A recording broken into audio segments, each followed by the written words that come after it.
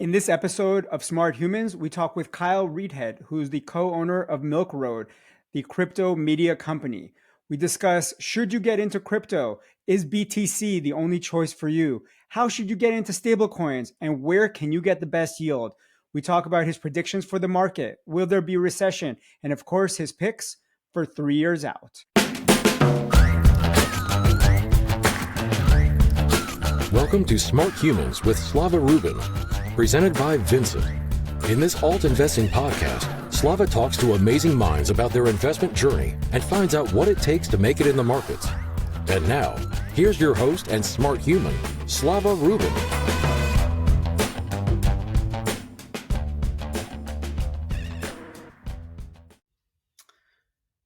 I am excited to tell you all about Air Insider, the private market investor's unfair advantage. Every week, you get public and private market investment picks from industry experts like Jason Calacanis, Anthony Scaramucci, and of course me. You'll get access to exclusive monthly briefings as well. Right now, we are offering the first year at 50% off, which is less than $10 per month. We've also partnered with some of the best investment platforms and tools and gotten our members thousands of dollars of offers and discounts. This includes $50 off of free stock from Public, up to $250 of free investment credit from Percent, and up to $1,000 of free gold from Argo, and a whole lot more. All of this for just under $10 per month. You can sign up at withvincent.com/insider. Again, that's withvincent.com/insider. Invest like an insider. Hello, and welcome to the latest episode of Smart Humans. I'm very excited for today's guest. We have Kyle Reidhead, who's the co-owner of Milk Road. Welcome. Hey, glad to be here. Thanks for having me. Absolutely. So we always start in the same place, which is, how did you even get into the world of alternative investments? Like, take it back as far back as you'd like. How do you get here? Yeah, so I've been a combination of like just playing around investing and playing around building businesses since I graduated university. Was it like 12 years ago or something like that? And where was that? Where'd you go? I went to University of Guelph, which is actually in Canada. I'm Canadian. Amazing. And yeah, so I've been building a lot of digital companies, mainly in the like creator economy, so the creator space. And at the same time, I was like kind of reading economics books and trying to learning about like what I wanted to do in investing. I was always playing around in like tech stocks, things like that, but I never really had like a good solid framework. I never really had strong conviction what I was doing. So I was like, okay, if I'm going to learn this, then I'm going to be an investor, which I knew I wanted to be. I was like, I got to go all in. And so I started reading books after books after books and really trying to figure it out. And at the same time, as I was building a business, a friend of mine actually introduced me to Bitcoin. This was in 2019. I had no idea really what it was. I'd heard about it in 2017, and but never really took the time to like dive into it. But thankfully, I learned Bitcoin at the exact same time as I had learned about, really dove into economics. I was reading a bunch of economic books. If you understand Bitcoin, it is the perfect expression of what economics should be. And so I immediately got it. And I was like, okay, that makes sense. At the same time, I had this business that I was running using Facebook, and all of a sudden it got shut down. So Facebook kind of banned my Facebook account. I had 2 Facebook groups on there that I owned with 60,000 people in each of them. And they were all like perfect customers for the product that I was building. And they just shut me down. And so that was a weird one. I was like, what just happened? And then I learned about Ethereum and the rest of crypto, which is sort of like these decentralized networks and decentralized infrastructure where that kind of stuff can't happen. And so that sort of was a moment that happened where I was like, oh, now I see not only what Bitcoin is, but I see what the rest of it is. And so that was what kind of like turned me to go basically all in on crypto, all in on building my businesses in the sort of crypto decentralized world, and really set me off on a path to go down this route. So I would say it was kind of that. And then obviously it ended up being a really good investment, a really good pivot, because in 2020 crypto took off and went crazy. So I obviously went full deep into it. But it was kind of an interesting start, but kind of worked out. And so how do you go from 2017 dabbling into it? And then when does Milk Road start? We'll dive more into Milk Road, but when does it start? So Milk Road started in 2021. We didn't actually start it. We acquired it last year. But what I had been doing before that was running a marketing agency. And in 2019, as I learned about crypto and kind of went through this process I was just explaining, we pivoted our marketing agency to go from like just any kind of content creator to be focused in the crypto space. And so that agency, we worked with a bunch of the big crypto media companies, Milk Road being one of them. And after maybe about 2 years or so of Milk Road in business, it had grown really fast, become one of the largest newsletters and media companies in the space. There was some things going on in the background of that company where they wanted out, and we were already running their marketing and their growth. And so it was, and we also already had a very similar company to Milk Road in a company that we created called Web3 Academy. And so it was kind of like a perfect fit for us to acquire and take over. And it's kind of accelerated the growth of both companies since we've done that. Amazing. And you personally, how do you think about alternative investing? Obviously, you've been all in crypto since 2017, but how do you think about the other asset classes? And for us, we think about it as obviously crypto, and we could cover that more. Then there's pre-IPO venture, art, collectibles, or the yield-oriented stuff like real estate or private credit. How do you think about allocating your net worth? Yeah, it's a good question. So I have a bit of real estate. I own an apartment in Toronto, and I own a home as well. And I thought that was the route I kind of wanted to go as well. The thing I realized with crypto that makes it so hard to own anything else is when you have something that's just digital that sits on a little device that you can bring anywhere with you, and there's no additional expenses or anything I need to think about to own it, it makes it very hard for me to want to own anything differently, to be completely honest.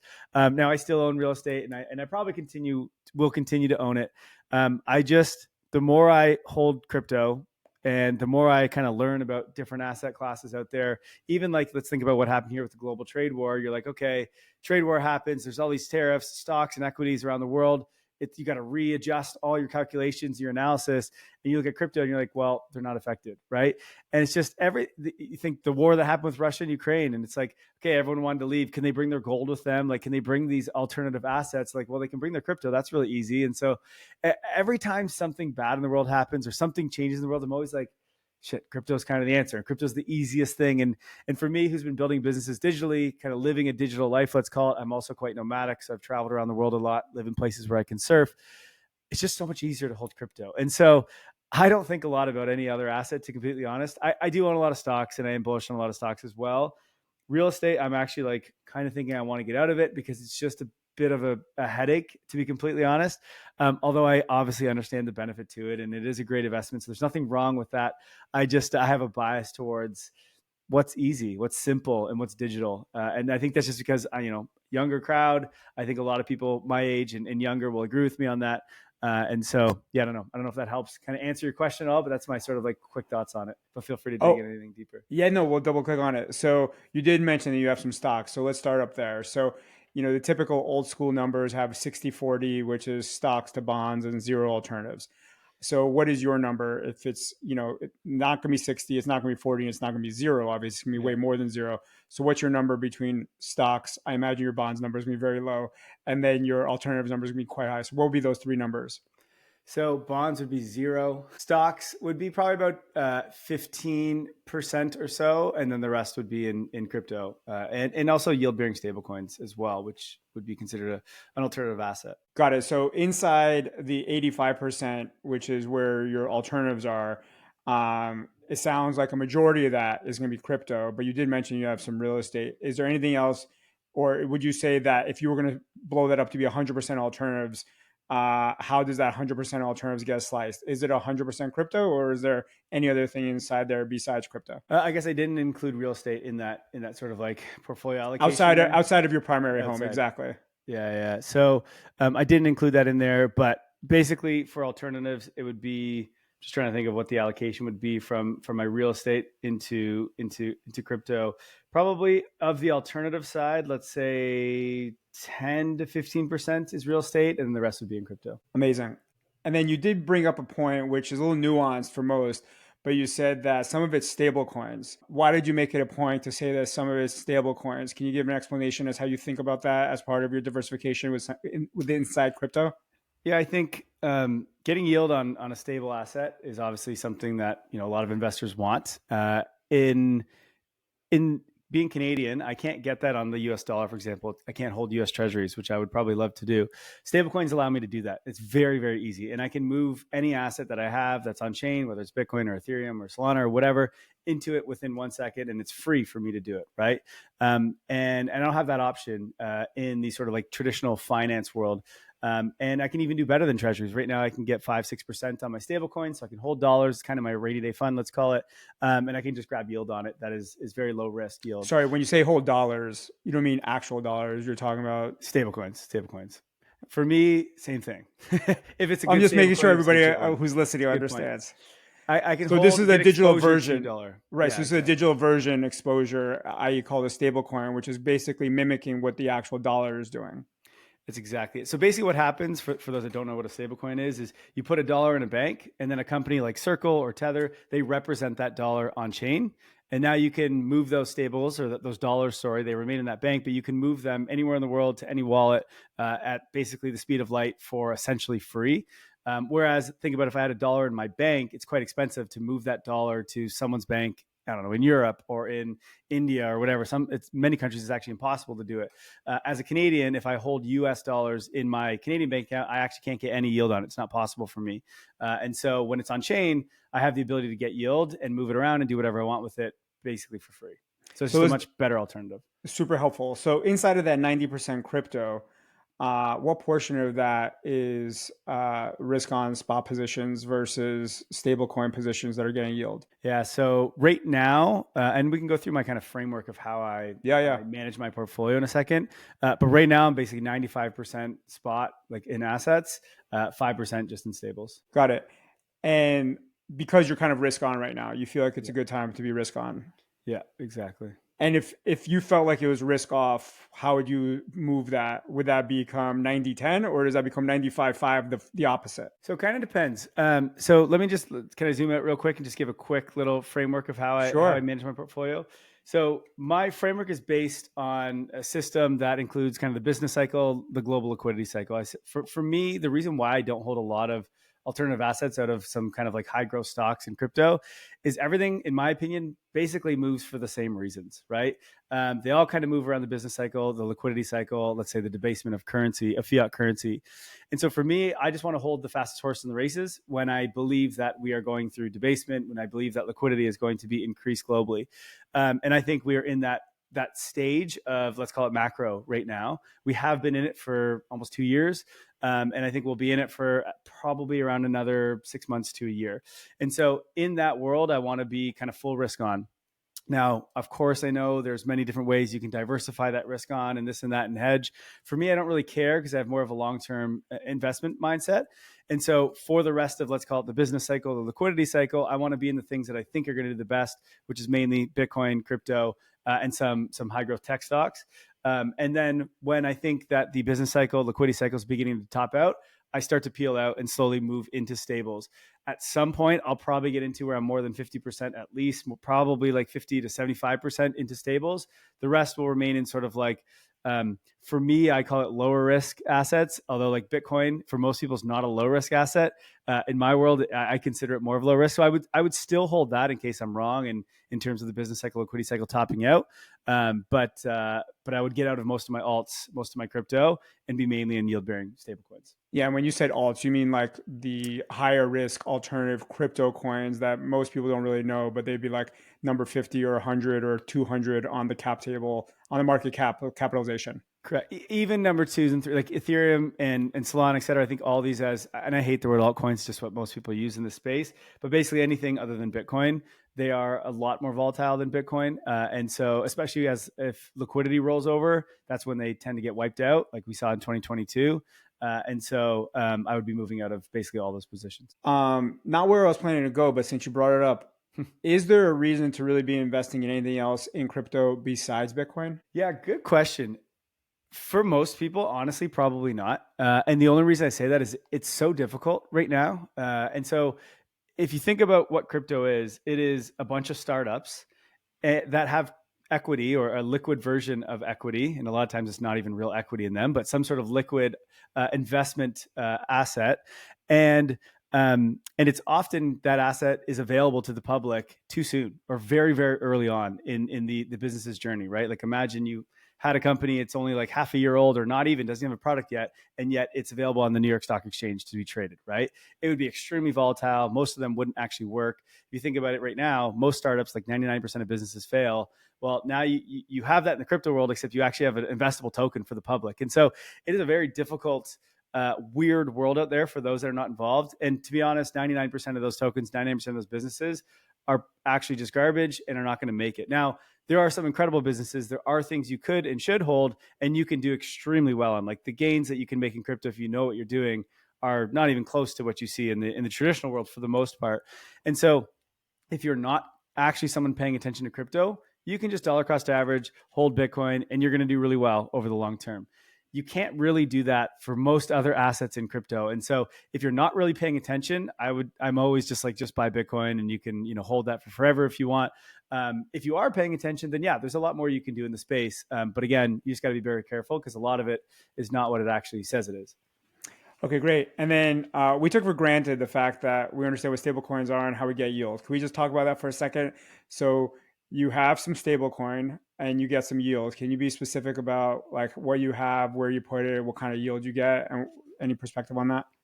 Yeah, sure. So there's many different ways you can get yield in crypto using stablecoins. Let's say it's for like our listeners, which are not going to be the most professional crypto nerds, right? So right. More like, let's call it the 101 and the 102 level. Yeah. So I was just going to explain. So kind of the simple way to understand it is there's sort of a base yield that comes from stablecoin, which is when as I said, what stablecoins are is they put dollars in a bank, right? What the companies do, like Circle and Tether, these are the biggest ones in the world. What they actually do is they actually put those into US treasuries. And so it generates, 4.5% or whatever we're at today. And most of them take that yield. But there are some companies that instead of taking that yield as profit, they'll actually just give that yield to the users. So those that are holding the stablecoin. One of the examples for this would be a company called Sky.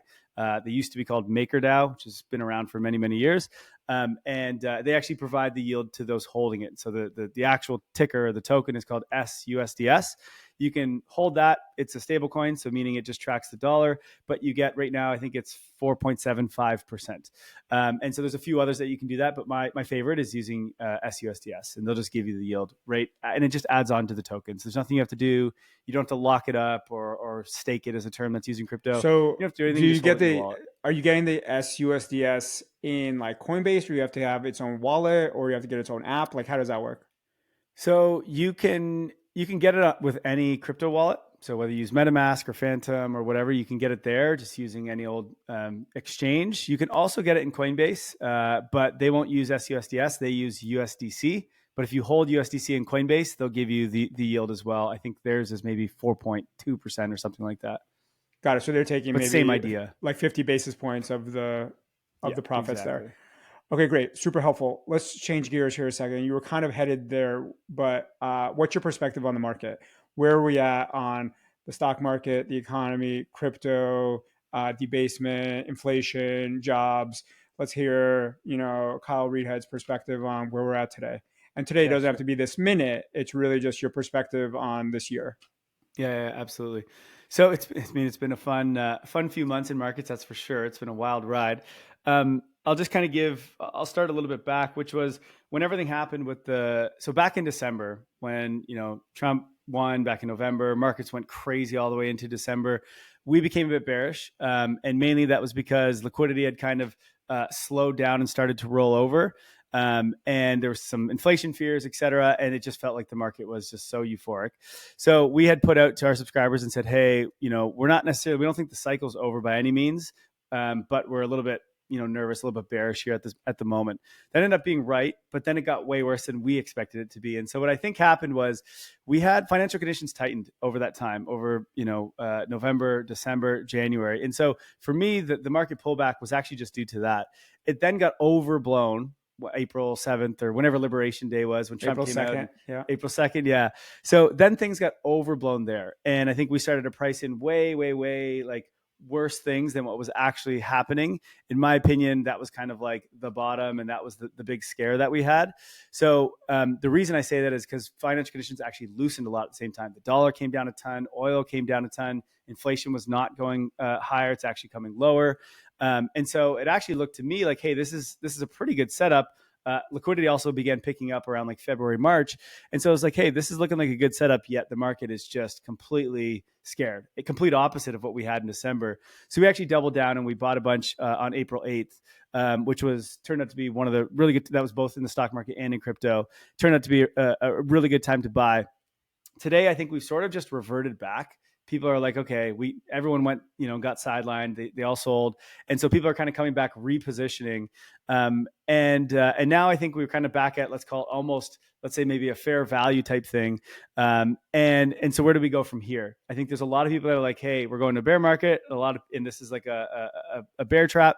And there's a lot of people that think the opposite. So it's kind of like, who knows in terms of the consensus at the moment.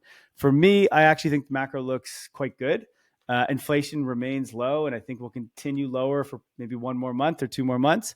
And it looks like the business cycle is probably about to pick up, especially now that we have some trade deals coming, it seems. So for me, I just think the worst is probably behind us. Financial conditions have loosened a ton. When you look at the Dixie, when you look at oil, et cetera.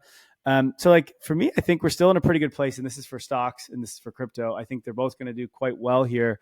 And I think we're probably going to continue this run for a couple more months. Obviously, we'll see what happens there.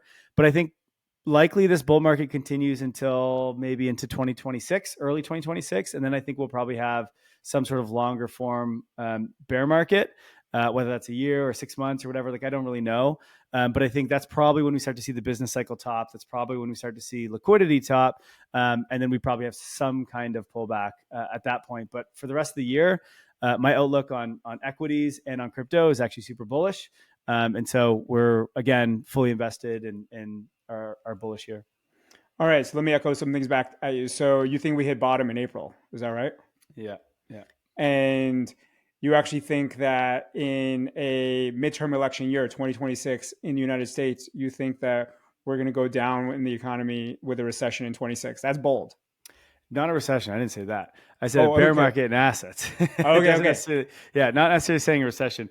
I think what's going to happen is they're going to really juice the market. Things are going to go really well. We're going to have an incredible end to this year and probably leading into next year. And then at some point, we're going to have to roll over. And I think we'll go into where prices begin to pull back. Now, is that Q1? Is that Q2? Like, I don't know the exact time from there. We'll have to kind of see how things go. They did a really good job, in my opinion, of sort of like delaying this bull market. Originally, I thought we were going to be done by kind of the end of this year, maybe like October, November. Too hot, too fast. Exactly. Yeah. But they kind of, and whether it was on purpose or not, I have no idea, but they really sort of delayed this bull market. If you look at like the business cycle or the ISM, it hasn't been able to make its move like it normally would, right? The Dixie stayed longer for higher. Oil has stayed longer for higher. Everything's kind of like stayed tight.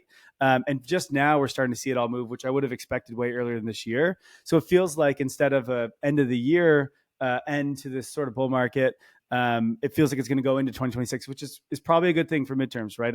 So like it ends up maybe working out. Well, the midterms need to last. It needs to last longer into the summer, but yes. Yeah.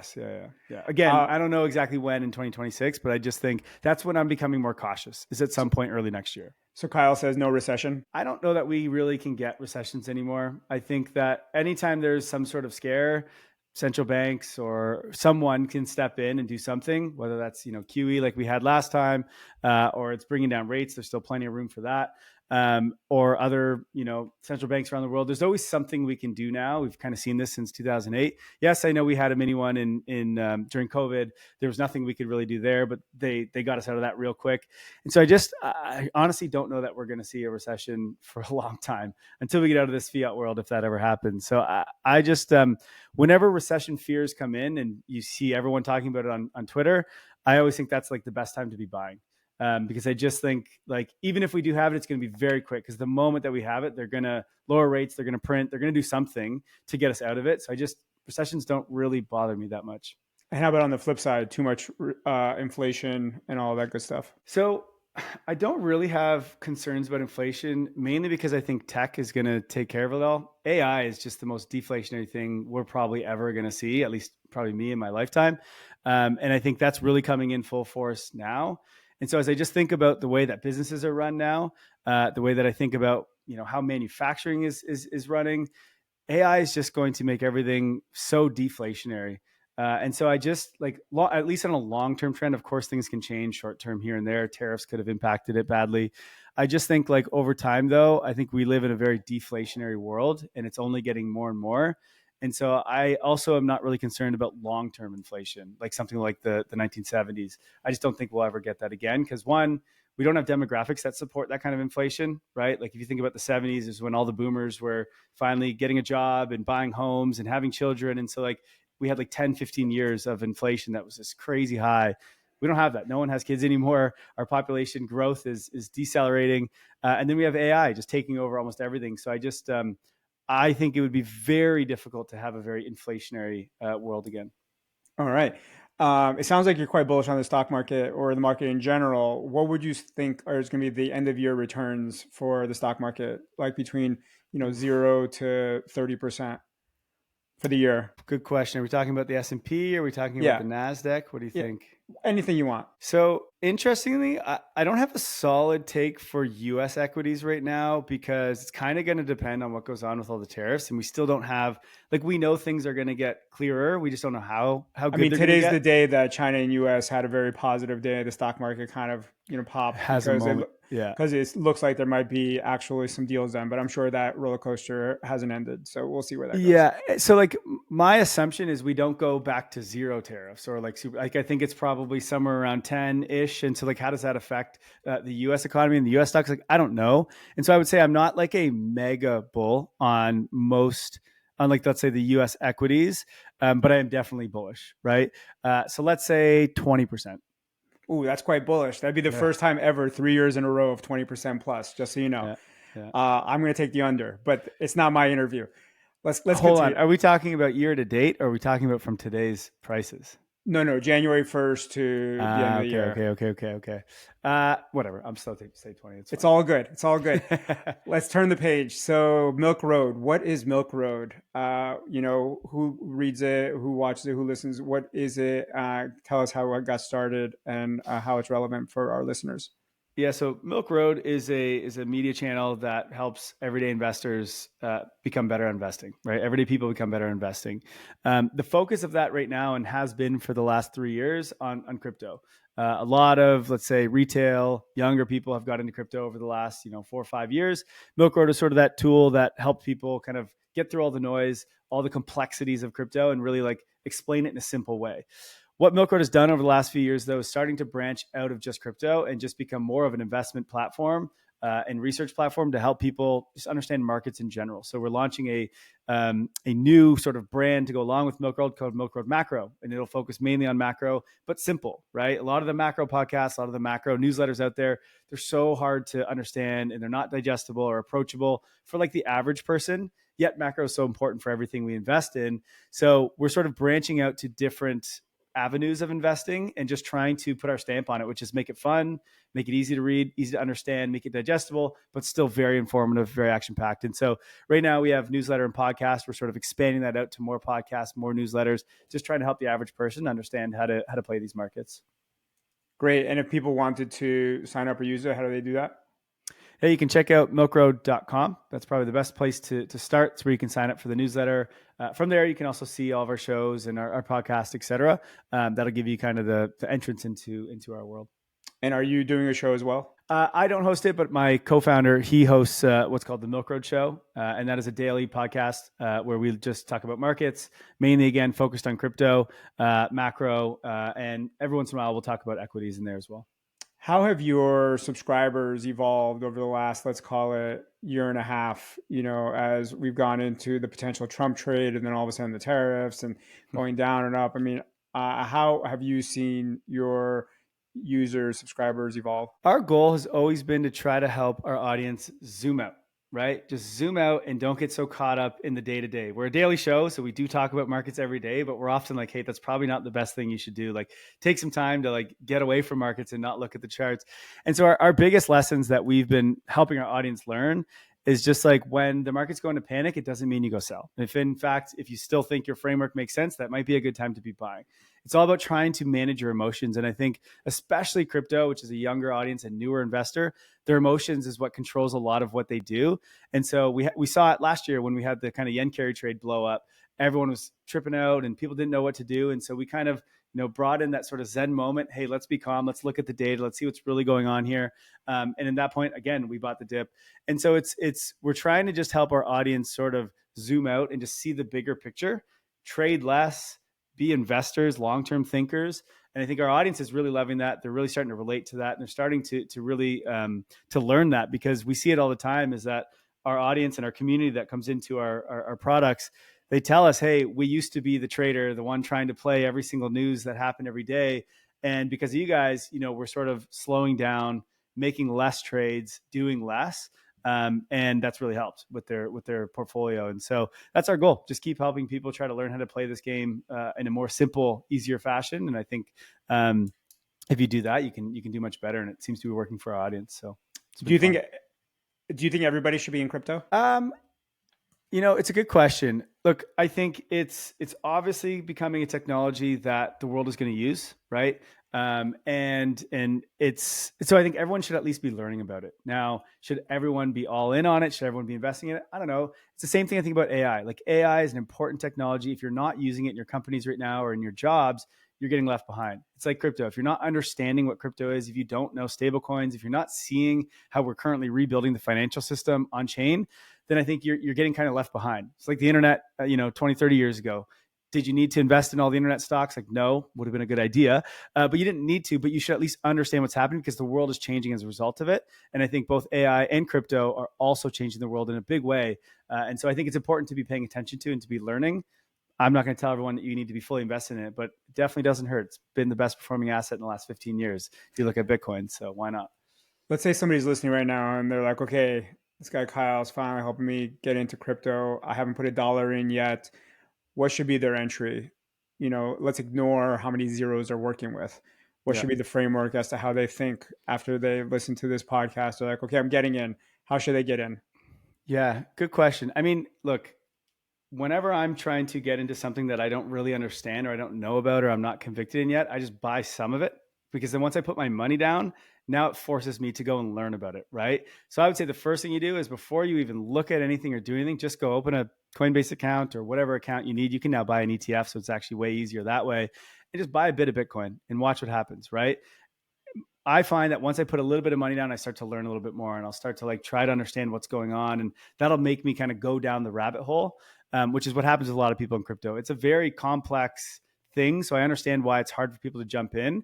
But once you put some money in, it'll allow you to kind of do it. And so I would say first, just buy some. And I'd start with Bitcoin. And then go listen to some podcasts, read some newsletters, get on Twitter, like whatever you got to do, wherever you learn, and just start trying to learn it and come up with your own opinions about it. But I think once you really see what's going on here, you'll understand that this is actually a very important technology.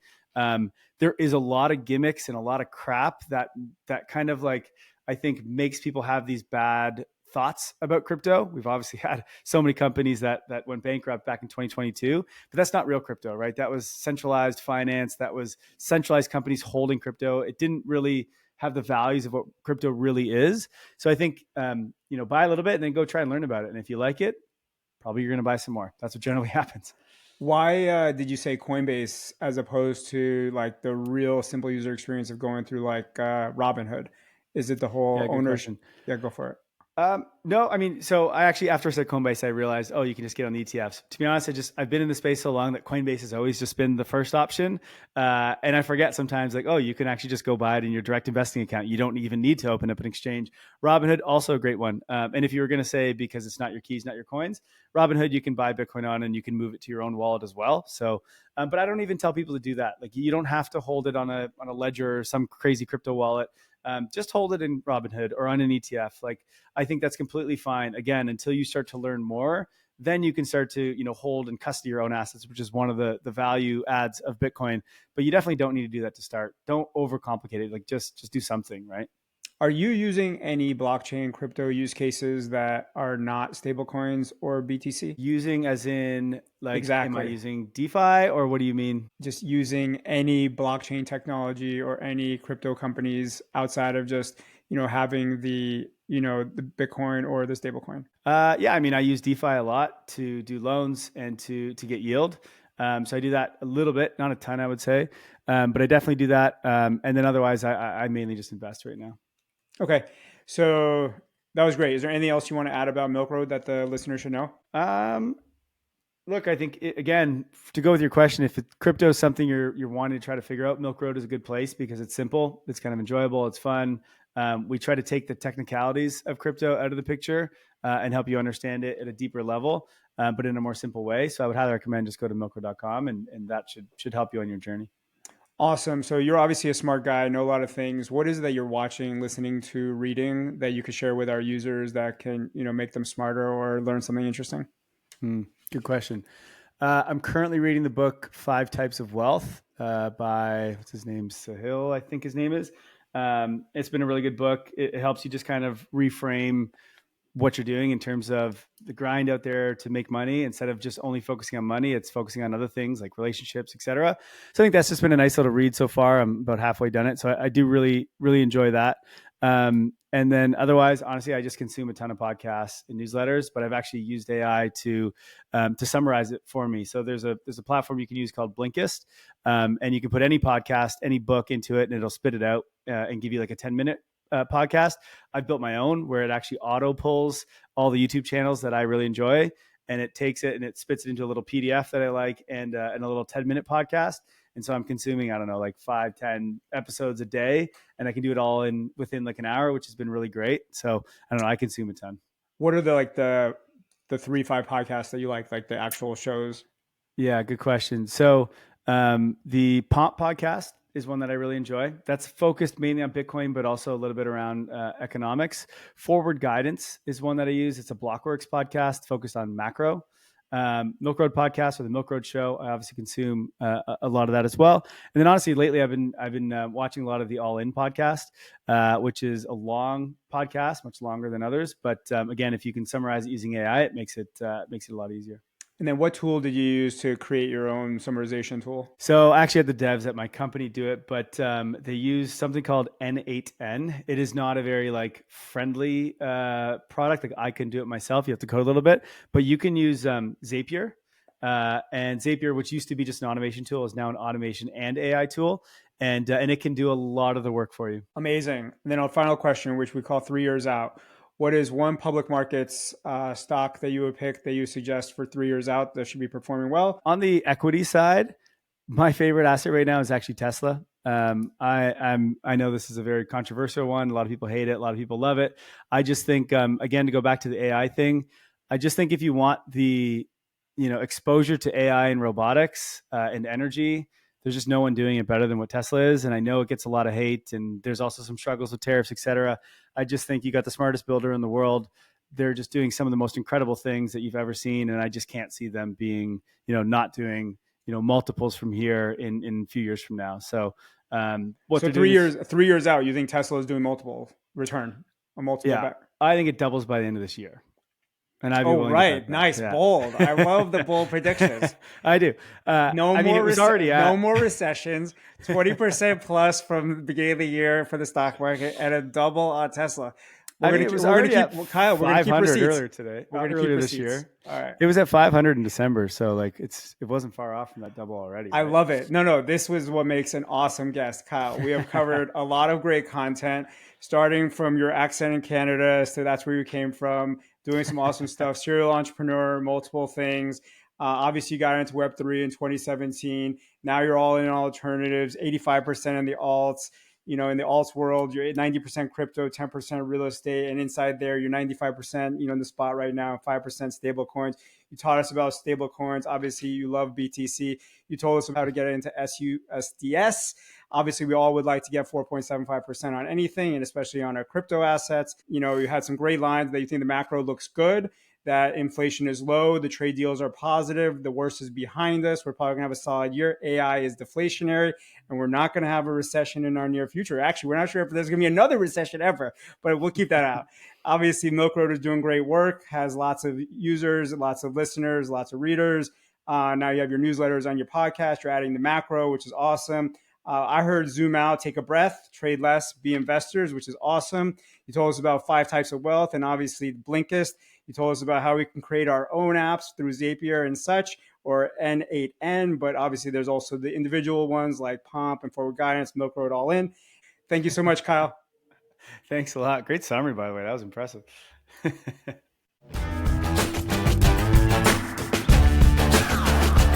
Smart Humans with Slava Rubin is a podcast brought to you by the team at Vincent. Any data, text, or other content in this podcast is provided as general market information and not as investment advice. Past performance is not necessarily an indicator of future results. For more information on alternative investing, check out Vincent at www.withvincent.com.